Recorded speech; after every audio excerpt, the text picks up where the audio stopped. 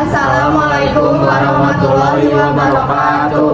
Di sini kami dari kelompok 6 akan mempresentasikan tentang materi peran kewarganegaraan di era globalisasi.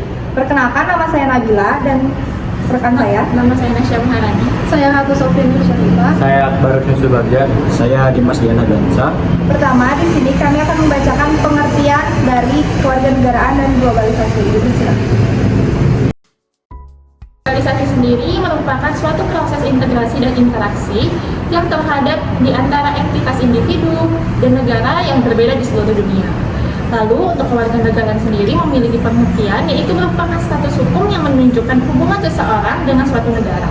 Status ini tidak hanya mencakup hak dan kewajiban hukum yang dimiliki oleh seorang warga negara, tetapi juga kepemilikan suatu bangsa berdasarkan kesamaan budaya, bahasa, dan kesadaran nasional. Baik, selanjutnya di sini saya akan membacakan tentang tujuan adanya peran kewarganegaraan di era globalisasi. Tujuan adanya peran kewarganegaraan di era globalisasi adalah agar warga negara atau masyarakat tidak terbawa arus dengan adanya pengaruh budaya asing dan agar tetap mempertahankan budaya yang ada di dalam negeri. Apalagi di generasi saat ini banyak sekali kultur yang masuk ke dalam negeri, baik dari media internet, cara berpakaian, dan gaya bicara sangat berdampak karena adanya globalisasi. Selanjutnya, tantangan apa saja yang akan dihadapi? Globalisasi membawa dampak besar baik positif maupun negatif dalam kehidupan di masyarakat. Globalisasi berdampak dalam aspek kehidupan, contohnya seperti ekonomi, politik, dan budaya yang ada di negara tersebut. Selain itu, memunculkan informasi yang lebih mudah didapatkan, baik informasi yang valid ataupun yang tidak atau hoax. Hal ini adalah contoh dampak negatif yang dapat membuat kondisi masyarakat terpecah belah. Tantangan inilah yang harus dihadapi dengan semua warga negara.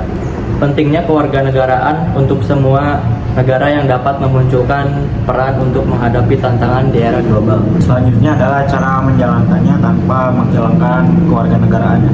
Yang pertama adalah menanamkan wawasan global terhadap masyarakat. Warga negara harus memiliki wawasan dan pengetahuan terhadap negaranya sendiri. Hal ini membantu warga negara dalam memilah informasi baik yang valid ataupun hoax karena dikarenakan informasi di zaman ini mudah didapatkan oleh setiap individu. Yang kedua, meningkatkan jati diri nasional. Pengaruh globalisasi membawa budaya asing masuk ke dalam negara yang dapat melemahkan identitas nasional, rasa cinta pada negara. Hal ini dapat dicegah dengan menjaga kebudayaan lokal, bahasa, dan lain sebagainya. Yang ketiga adalah mengembangkan sikap kritis terhadap informasi. Di era saat ini informasi sangat mudah didapatkan dan sangat mudah diakses oleh semua pengguna internet. Hal ini berdampak munculnya informasi-informasi palsu atau biasa disebut dengan hoax. Tidak semua masyarakat dapat literasi dengan baik dan teliti ketika membaca informasi yang disajikan. Yang keempat, menanamkan sifat toleransi dan menanamkan sifat dalam menghargai perbedaan. Sebelumnya adanya era globalisasi, Indonesia sudah memiliki banyak keberagaman seperti suku, ras, budaya, agama, dan sebagainya. Hal ini timbul karena Indonesia adalah negara kepulauan sehingga memunculkan perbedaan budaya, bahasa, dan perilaku yang dilakukan oleh masyarakat. Seiring berjalannya waktu dan zaman, era globalisasi mempertemukan berbagai budaya, agama, ras, dan etnis seluruh dunia.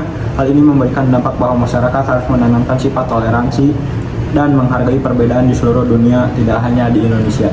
Yang kelima, memanfaatkan teknologi secara bijak.